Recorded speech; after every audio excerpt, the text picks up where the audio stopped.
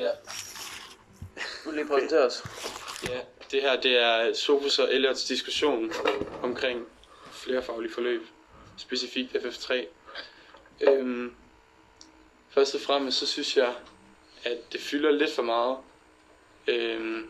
tidsmæssigt, altså både at det går ud over de andre fag, at vi ligesom har den der FF3-periode nu her, måske fordi det også lå, altså de påvirker lidt hinanden. Vi havde en matematikaflevering sådan lige til mandag her, og så skal vi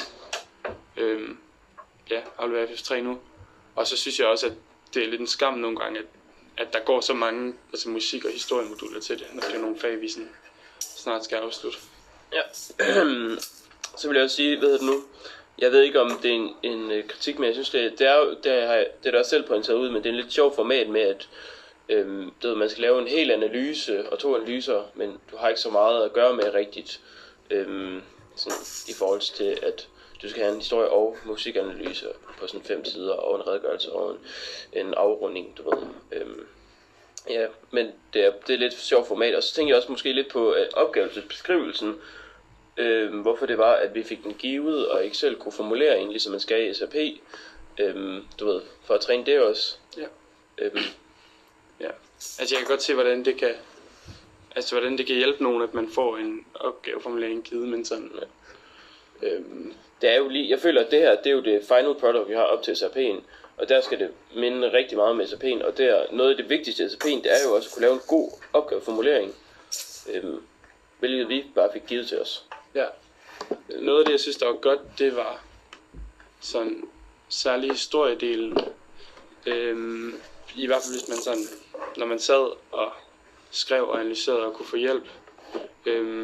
Men musikdelen, det har været meget sådan, altså det er jo selvfølgelig fint at gøre flere gange, men sådan, det er jo minder rimelig meget om SAO.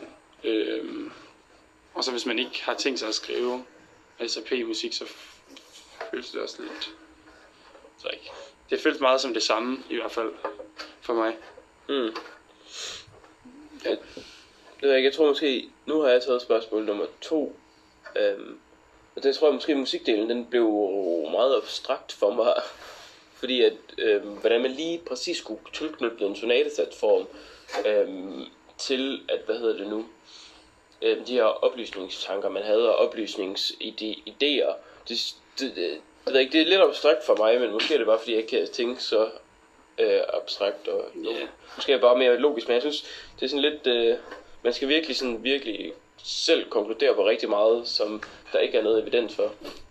Ja, altså det er jo klart, når essensen af ens opgave, altså den måde man svarer på opgaveformuleringen, som er at vise et sammenhæng mellem sonatesatsformen og de der oplysningstidstanker, det bare bliver baseret på antagelser, at så siger man, at det her, det kunne betyde og sådan noget.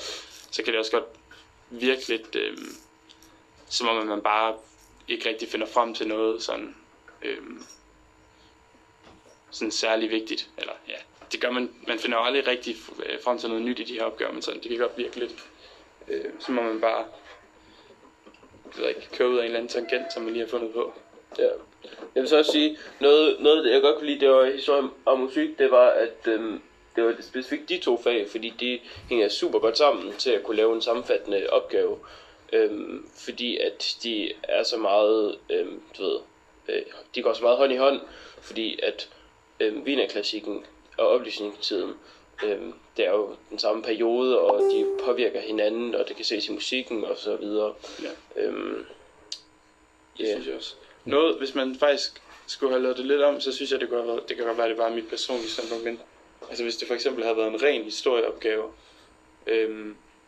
som man sådan kunne få lov til at, og jeg ved godt, det skal være flerfagligt, men altså også bare for at øve det der historiemetode, især fordi at historie, det er jo kun et mundtligt fag, når vi har det i undervisning, så er det også fedt det der med at øve og lave en skriftlig opgave i historie, selvom at jeg ved godt, man ikke kan komme til eksamen i det, men i forhold til SAP, fordi jeg synes, man bliver nødt til at skære utrolig meget fra, og jeg oplevede i hvert fald, at jeg havde så mange ting, at jeg godt kunne tilføje i min redegørelse, men at jeg ikke, altså jeg tilføjede mig ikke, fordi jeg havde ikke plads til at uddybe dem. Så i hvert fald, hvis der havde været lidt mere plads til historie, eller at det var en ren historieopgave. Jeg tror også, en point, det ville være fedt, at hvis nu i historie, vi måske havde en, ja, det er ikke et skriftfag, men måske havde en lille aflevering, hvor man skulle analysere noget med de her historiske begreber. Fordi at sidste gang vi analyserede noget i en opgave med historie, det var jo tilbage i DHO, det er lang tid siden, føler jeg.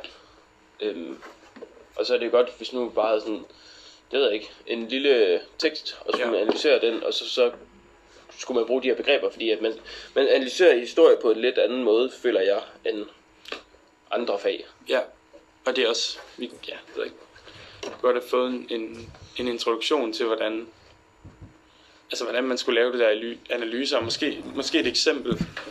Nu galt det der eksempel. Vi skulle have haft det ikke lige, fordi at det var sådan, det ved for direkte den opgave, som der var nogen, der havde. Men i hvert fald det der med bare for at vide, at skriftlig analyse i historie, det er ligesom mundtlig analyse. Det er lidt svært at lige forstå, for mig i hvert fald.